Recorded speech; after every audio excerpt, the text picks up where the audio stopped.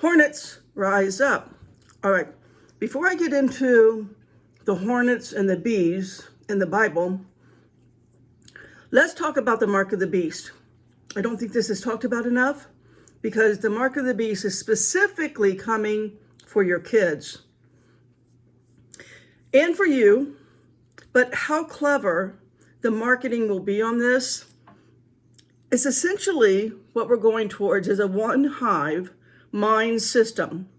And when will this mark start? Okay, first we know it starts mid-tribulation. All right, so you have 7 years of tribulation. After the first 3.5 years, that will begin the mark of the beast. Satan will now enter into the man, okay, in charge. He will turn on everyone. He will take the throne that has been built, or I should say that's sitting in the newly built temple in Jerusalem. He will declare himself to be the Messiah, to be God. And then whatever digital system at this time is in place, it will no longer be available any longer unless you line up with your free will, and you will have free will. You will have to choose to take the mark. So with your free will, you will stand in line, and with whatever knowledge you may have in this timeline, you will get some type of an implant in the head or the right hand. So the money, all of our money, the entire world at this time will have become on a digital system. So without the mark, you have no access to this system. And the whole world is on this system. There is not any other way to buy or sell. So you will, at the very least, starve to death or be killed by people starving around you. For it is in the prophecies, cannibalism will be in the last days. Now, let me just give you a little snippet of a scene given to Prophet Nahum in chapter 3, starting with verse 3. The horseman lifted up both the bright sword and the glittering spear, and there is a multitude of slain, and a great number of carcasses, and there is none in of their corpses. They stumble upon their corpses. Because of the multitude of the whoredoms of the well-favored harlot, the mistress of witchcrafts that selleth nations through her whoredoms and families through her witchcrafts. So this is when the last 3.5 years will also begin the bowl judgments. They begin right now. So as we prepare for the collapse, or in other words, right now, all right, today is May 14th, 2023, Mother's Day. Happy Mom's Day to everybody. Right now, we are preparing for the collapse of the entire global economic money system. That's the black horse, right? The black horse is riding now. The third seal is broken. And I believe yet for this year, for we know, I gotta get a drink of water.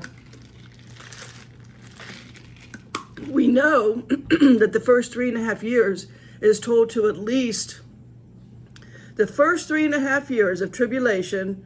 I see it in Revelation 6:11. That's me, okay? And the reason being, they are given their white robe for a little season. Now, a little season in the Bible means 3.5 years. So this little season, that which in Revelation 20 verse 3, Satan's going to be released again, little season is 3.5 years. So let's go ahead and read Revelation 6:11. And white robes were given unto every one of them, and it was said unto them that they should rest yet for a little season, until their fellow servants also and their brethren that should be killed, as they were, should be fulfilled. So now let's read Revelation 6:12. What happens after this? Revelation 6:12, and I beheld when he had opened the sixth seal, and lo, there was a great earthquake, and the sun became black as sackcloth of hair. The moon became as blood, so this will be seen by the entire world. Would be what is next. What is next after this? The sun and the the sun being darkened, the moon turning to blood, stars falling out of the sky, will be the revival of the last Roman Empire. So now as we move forward into the collapse of the money, what they're calling CBDC, what does that stand for? Digital currency, so central bank digital currency, CBDC. We will also go into some type of a one hive mind with AI and its demonic influence. And it will be the new education of the world. So what I see here is all the kids of the world coming back to Babylon, right? One language. So you're going to get this AI is going to be able to become one language, probably English, and it'll link all of the kids of the world together to AI, in which their IQ will now jump to 2,000, 3,000, 4,000. I don't know. Their IQ is going to continually, grow, probably double every day. So we're going to be creating this immortal, all knowledge of God is what's going to be promised to your kids. And it'll be the only way. Either your kid will be, dumbed down and left behind, mere puny human, or you're going to become a superhero with super intelligence, probably superpowers, super everything. Fill in that blank. Super, fill in that blank. It's going to be the new education system of the world under this one world government. The Bible tells you it's going to happen, and it's happening. We're moving in that direction. It's the narrative is already there. It's been there. The narrative is stacking up every day. It's getting thicker, and it's getting rapidly coming towards us at just a rocket speed. So it's going to be your only option. Your kids. All right, here's how to think about this. Satan has always been about stealing the young ones, the young, vulnerable souls. He pounces on that. And we are told of this beehive mind, this one mind system, for in everything is just one world order. All systems becoming one. Okay, so now let's dive into the hornets and the bees. You might want to pause here and just go Google hornets and how many bees they can kill very quickly. Very few hornets and thousands of bees. All right, let's start with, and God knows this, and he refers to us always as things in nature. Where trees, where vines, where leaves, where fruit, where bees, where hornets, where thorns, where thistles. All of this is about, really, all of it is about the end time battle, which we're the generation to see it, to live through it, to experience it. Everyone on planet Earth right now, at some point, not everyone, people are dying right now as I'm making this video, but the generation walking around on the earth right now, or crawling around on the earth right now, meaning the babies, they will be part of this system. Exodus 23:28. And I will send hornets before thee, which shall drive out the Hivite, the Canaanite, the Hittite from before thee. Psalm 118:12. They compass me about like bees. They are quenched as the fire of thorns. For in the name of the Lord I will destroy them. Deuteronomy 1:44. And the Amorites which dwelt in that mountain came out against you and chased you as bees do, and destroyed you in Seir, even unto Hormah. Judges 14:8. And after a time he returned to take her, and he turned aside to see the carcass of the lion. And behold, there was a swarm of bees and honey in the carcass of the lion. Joshua 24:12. And I sent the hornet before you, which drove them out before you, the two kings of the Amorites. It was not by your sword or by your bow. Isaiah 7:18. And in that day the Lord will whistle for the fly that is at the end of the streams of Egypt, and for the bee that is in the land of Assyria. That should be a big clue right there. Just stop and spend some time, guys, with Isaiah 7:18. Assyria and Egypt is always about the end battle, always. So Assyria, this beehive mind, the Assyrian is going to create. And you do know the Assyrian's the Antichrist, right?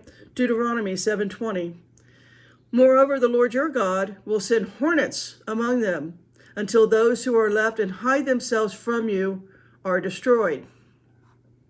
So let's understand this. Satan and his fallen dark angels have zero creative abilities, none. They cannot create, they cannot think anything new.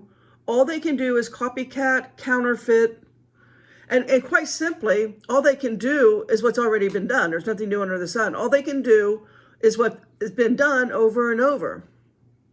All right, so we are down to the last 2,040. Think that's a coincidence? We're down to the last 2,040 verses of prophecy left to be fulfilled out of the 8,352 verses of prophecy that's in the Bible.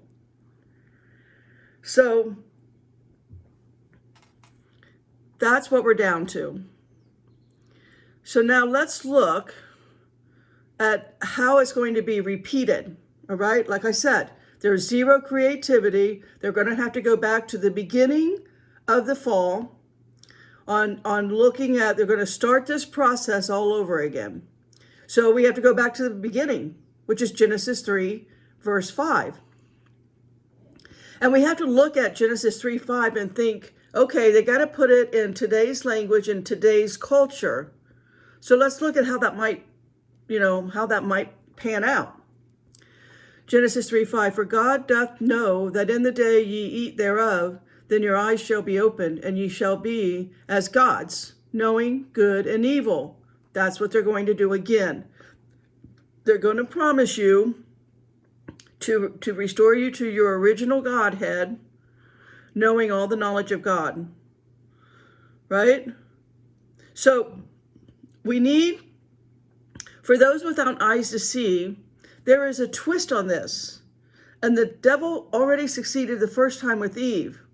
So let's look at the twist. Let's go back to Genesis 3:3. But of the fruit of the tree, which is in the midst of the garden, God hath said, ye shall not eat of it, neither shall ye touch it, lest you die. All right? So right there, it doesn't say the name of the tree. It just says in the midst. Just a tree is in the midst. The tree is not named until Genesis 3:22, when God tells us the name of the tree. Genesis 3:22, and the Lord God said, behold, the man is become as one of us, to know good and evil. And now, lest he put forth his hand, and take also of the tree of life, and eat and live forever. Now, let's go further back to Genesis 2 and verse 9. And out of the ground made the Lord God to grow every tree that is pleasant to the sight, and good for food, the tree of life also in the midst of the garden, and the tree of knowledge of good and evil. Do you see the twist here? It's going to be super easy to confound, to confuse the so-called average Christian, the Laodicean. That's your average Christian today, Laodicean, in which you will be spit out. The average Christian today does not know their Bible. They just don't. They don't spend enough time in the Word of God. They're dependent on whatever, on their social media platform, on whatever their church is. They're dependent on everything but getting into the Word, understanding the Word and what it says, memorizing what it says. So in today's language, it's going to be easy for them to accept this whole new narrative coming out. The fallen angels are putting it out there on AI. I did a video yesterday called The Narrative of the Fallen Angels. We need to keep up with their agenda. If we don't, we're going to be stupefied, dumbed down, programmed, conditioned to go in the wrong direction. It's going to be all about giving you the knowledge of God, Because in the millennial kingdom, you will have that. They're going to turn this. They're going to twist it. They're going to promise you all the knowledge of God. You're going to become immortal with, guess what? The scientific name for graphene oxide is wonder material. Wonder material. Remember in Revelation where it says when the beast gets shot and he comes back and all the world was filled with wonder? Graphene oxide. Look that up. It's called the wonder material. The devil and his crew will offer up again immortal and all the knowledge of God. And when you neurolink up, you will be, and your kids will be, or have to be, it's going to be one type of education, one world education, and it will be the hive mind system. That's why the Bible has to tell us about the bees and the hornets. This is the end time battle of the hornets and the bees. All right, and guess what? The hornets have been winning since the creation of hornets and bees. That's all there is to it. It's going to be the little things the devil will use on his side, such as all of everything. Okay, let me give you another example. All of everything living before the flood died. That is not what it says. This is going to be one day I'll do an example on the 100 things the devil's going to twist in the Bible. I've read them. And it's like, I can see how this is so easily twisted for the Laodicean because they don't know their Bible. It does say in Noah's time that everything was destroyed in the flood. That God destroyed in the flood all of his creation. That's what you need to take from that. These little words the devil will use against you. God destroyed in the flood his. That's the little word. His creation. Look, God did not create the giants. That's not God's doing. God didn't create all the hybrids that were going on in the days of Noah. Those creations were made by 200 watcher angels, led by Semyaze, all right, 200 watcher angels that came down and took wives for them and procreated with them. You see that little twist right there? The watcher angels' procreation were called Nephilim. They were giants. And the giants mated with all of God's creation, creating whatever crypto creature. Those things survived the flood. You know that because and after that.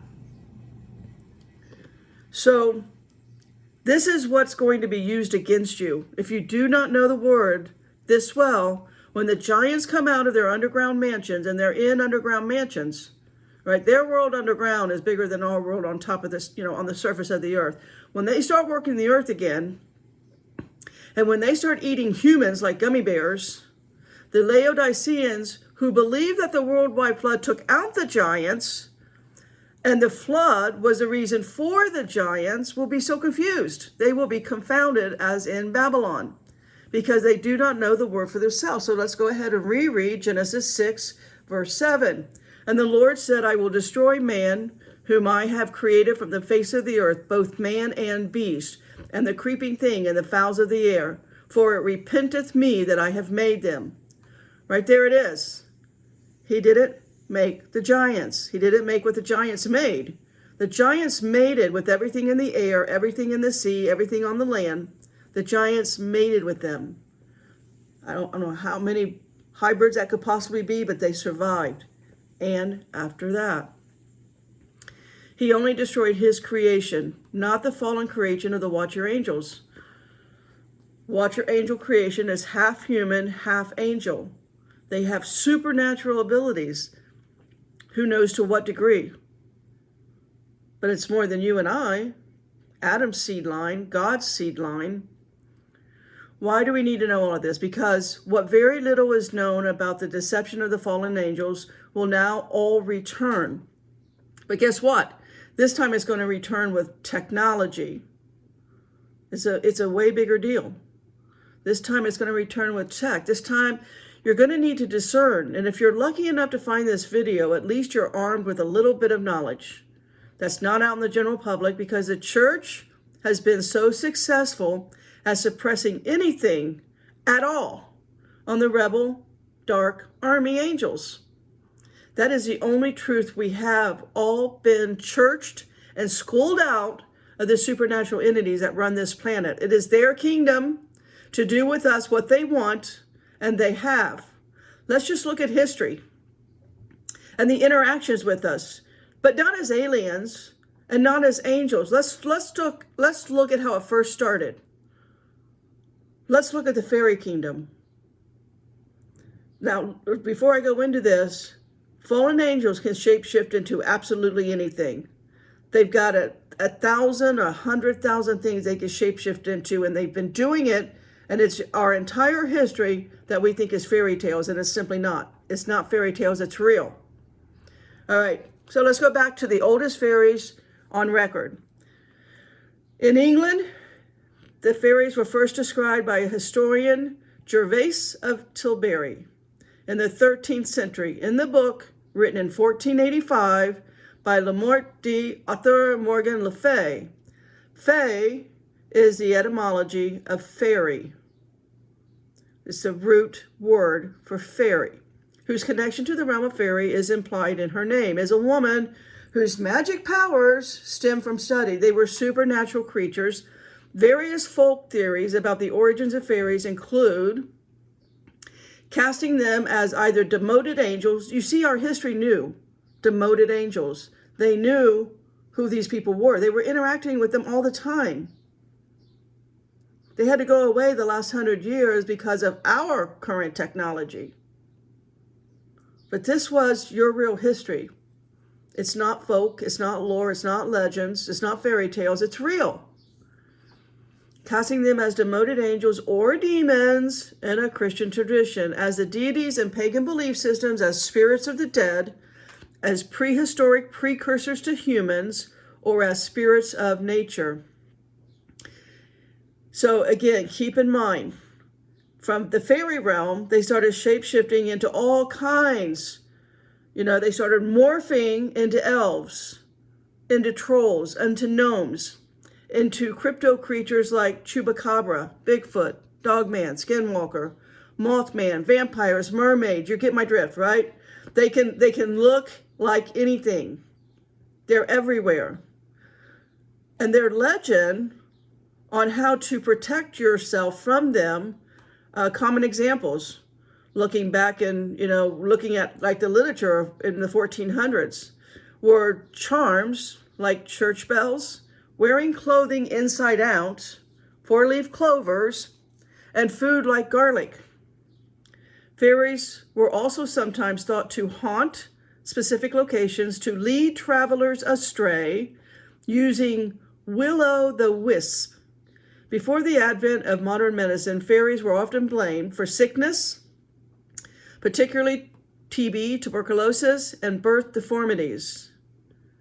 So the fairy stories go on and on and on. The changeling, just look into the changeling. If you want to spend, I'm not going to do that in this video, but just look at the changelings. Just look at Iceland even today and their fairy understanding and the whatever.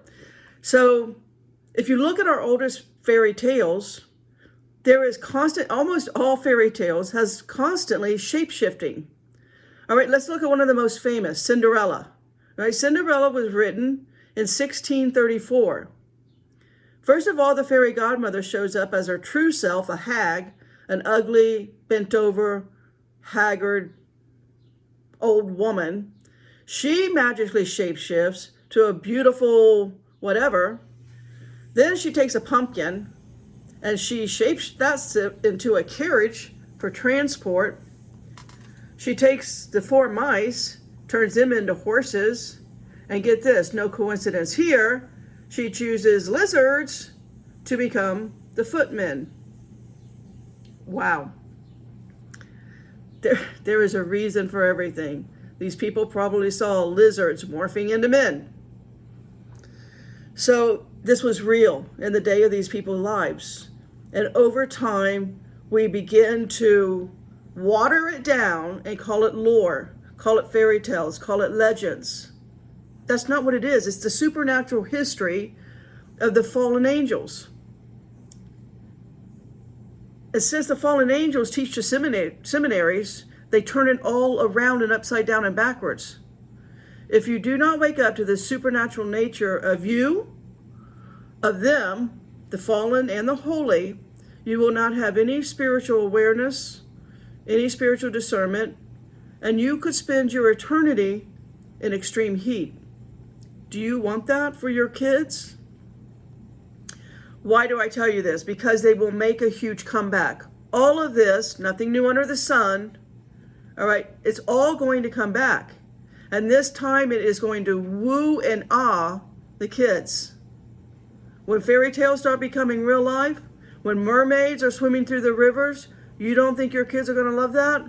Okay, let me just go to Jeremiah right here. Just real quick, I got a quote. Jeremiah 51, verse 7.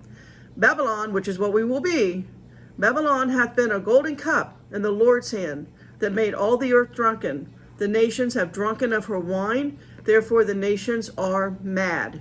That means insane. And it's going to be the return of all of these lores, these legends, these fairy tales. All of it was real, and it's all going to come back. You're not going to get that from your church. Everyone will believe in their harlot, one world church that will be so celebrated. Not only will the kids love the small fairies, can you imagine little fairies, so cute, and their twinkling lights? When the supernatural realm of the so-called nature spirits return, dazzling little ones in their rooms while their parents are sleeping, or flying around outside for all the world to see them, they were created because the fallen have been planning all along for the once magic of these spirits to be admired, to be worshipped, and to be feared. Because it's the fallen. They want the worship, they want the admiration, and they want the fear. It is their legend, okay? And they will use their entire arsenal in the end days, and along with this will be mass sightings of, once again, hear me now, holy figures in the sky. That's what's coming next. It's going to be holographic. Hands down, it'll be holographic. But you're not going to know it's holographic, because the spiritual discernment, the spiritual tools, the spiritual awareness has been taken away from the spiritual community or the Christian community or whatever community you want to call it. No, if you're not on by yourself in the Bible, you're not going to have the tools for discernment. What's going to come first? Well, one of the biggest idols on planet Earth, Blessed Virgin, Mother Mary. That's a huge idol. And it's hugely worshipped by over 1 billion people on this planet, by a certain congregation. When I don't know how that kind of idol worship goes on, when throughout the Bible it talks against it, whatever. That's the weirdness that's called religion. That's called your church. Don't be church. In the end days, you cannot afford to be churched. All right, so those people who buy into that, Blessed Virgin, Mother Mary stuff, that's going to be their hologram. Now we're going to have to do something for the New Agers, right? All the New Agers believe that Mary Magdalene married Jesus and they had a bunch of kids. Wow. Okay. I can't help stupid, whatever. But yeah, Mary Magdalene be a holographic image for that sect of people, that kind of stupidity. What would the Gnostics be looking for? Well, they're going to be looking for Isis or Sophia or Osiris, something along those lines. That's what they're going to be. So they'll be given that. The Asian world will have some form of Buddha or Shiva or whatever the Hindu gods are of India. I don't even want to look into it. I don't even care. But that there will be holograms for that. Oh, and they're going to be giving very beautiful, loving, peace and safety messages. You're going to be roped into this one world religion easily because they know what to say to you. They know how to bring your Hindu gods to life, to give you a spiritual, heartfelt experience. They've got black satellites to do that. If you don't think their tech is smarter than you, you don't understand human emotions well enough. They understand human emotions. They've got to study us for 6,000 years. You don't think they understand psychology better than any psychologist that ever walked this planet? They know exactly how to steal your soul. That's their end game. All right? That's their end game. So for the Egyptian people out there, you know, those Egyptian wannabes, well, they'll bring back Ra, right? Or Thoth, whatever that bird head god is. All right, that'll be for that sect of people. Maybe even there's going to be a great white buffalo that talks. I don't know. It doesn't matter. The list is endless. The more real, these apparitions are going to be so real, the messages beamed into your head, into your heart, again, by their great black satellite tech, you're going to be picking up on the many ways they have to deceive even the elect. Even the elect. How would they do that? Well, maybe they bring Jesus in. I don't know. I hate to think that. But Jesus is only coming through one way. All right? And you need to know what that way is. So that if he is hovering holographically, you're not buying that. You're not buying any of the holograms. No matter how, everybody's going to jump on board. I get that 90% of the world's population is going to jump on board with that. Be the 10%. Don't buy it. It's going to be poured on every level. It will be so intense. All right, Jesus tells us how intense it's going to be. It's going to be birth pangs. Okay, for all you mothers out there, happy Mother's Day. For all of you mothers out there, we all went through birth pangs. It doesn't let up. It's not like we go through waves and all of a sudden we get a break. No, it starts and it progresses and it intensifies to the point that you have to change your breathing because it's so intense you can't normally breathe. You remember that, Mom? It intensifies. There's no break. There's no downtime. You're figuring out a new way to breathe to get through it, to be alive. Birth pangs only intensify. It starts and there's no let up. And it's going to be to the point where it's as intense as intensity has ever been known. Nothing more intense other than Jesus being crucified on the cross. That would be the most intensified situation. Birth pangs is next. All right, so this is going to be a whirlwind of chaos and fear. It will overwhelm, and then they will suddenly appear as angels of light. Look, Paul tells us that in 2 Corinthians 11:14. And no wonder, for even Satan disguises himself as an angel of light. Or in Colossians 2:18, let no one disqualify you, insisting on asceticism and worship of angels, going on in detail about visions, puffed up without reason by his sensuous mind. That's these people. The people that's going to believing the holograms, Paul warns us right here. Let no one disqualify you, insisting on asceticism and worship of angels, going on in detail about visions, puffed up without reason by his sensuous mind. All right, itchy ears, his mind is full of lust. He wants to believe the BS that these angels are going to bring about. The fallen angels will appear as angels of light, and they will bring about these visions. It is going to be hard to discern this. Let's take a look. 2 Corinthians 11:15. So it is no surprise if his servants also disguise themselves as servants of righteousness. Their end will correspond to their deeds. And of course, I can't leave out Ephesians 6:12, right? My favorite. For we do not wrestle against flesh and blood, against rulers. That's an army rank of fallen angels. Against the authorities, army rank of fallen angels. Against the cosmic powers, army rank of fallen angels. Against over this present darkness, army rank, fallen angels. Against the spiritual forces of evil and heavenly places. You know how many ranks that just was? It's my favorite because it's my life mission. My life mission is on this verse. I have lived with them in the second heavens. I have worked alongside their many forms. I have seen their creations in the nurseries. I've helped them to perfect the human eye so these hybrid kids can fool you. When these things start coming out of the second heavens, when the fairies, the elves, the trolls, the gnomes, the crypto creatures, how are they summarized in the Bible? Well, they're summarized in the Bible, 158 verses of beast and 145 verses of the plural beast with an S. That's how they're summarized, as beast. And that is our end days that are coming around the corner. They're also known as bees. Once, out of the fear of chaos,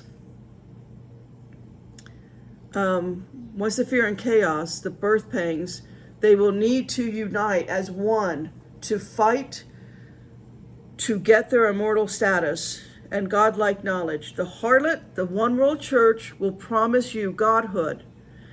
And we that are not in the Bible, right? People that are not in the Bible, they will love this new one world, unite and be God. When this beehive mind is created, rogue hornets will rise up and look to nature. Now, let me just read you just a little passage. I just did Google, hornets and bees. It says the hornets, which can be up to 4.5 centimeters long, hover above a hive, bite off the heads of the bees with their strong jaws, taking the meaty bodies back to their own colony and feeding their colony. 50 hornets can kill thousands of bees at one time. They are hunters and a true threat to the colonies of bees. So let's summarize. We can expect again, nothing new under the sun. The sun, all of our folklore, all of our legends, all of the fairy tales, all of the witches, goblins, the big bad wolf will once again rise up and take over the imaginations. All right? Let's just look at some of the verses with the word imaginations. Because with imaginations, it doesn't end well. Proverbs 6:18, and a heart that deviseth wicked imaginations, feet that be swift in running to mischief. Lamentations 3:60-61. Thou hast seen all their vengeance and all their imaginations against me. Thou hast heard their reproach, O Lord, and all their imaginations against me. Romans 1:21. Because that when they knew God, they glorified him not as God, neither were thankful, but became vain in their imaginations, and their foolish heart was darkened.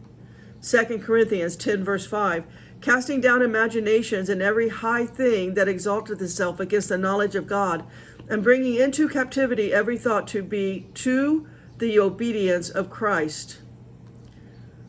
Of course, everyone's favorite, Genesis 6:5, and God saw that the wickedness of man was great in the earth, and that every imagination of the thoughts of his heart was only evil continually.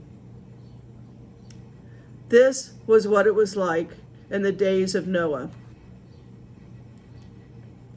So, these imaginations that the fallen are going to send to the people of this world, it's going to look holy and peace and safety, and we're going to be needing peace and safety because the seals have been broken. Just go read the chaos of the seals being broken, let alone trumpets being blown. But all of this is going to benefit the fallen. So you need to fight for your soul. They want your company, your soul's company in the lake of fire. Why? Misery loves company. And all God's people said, amen.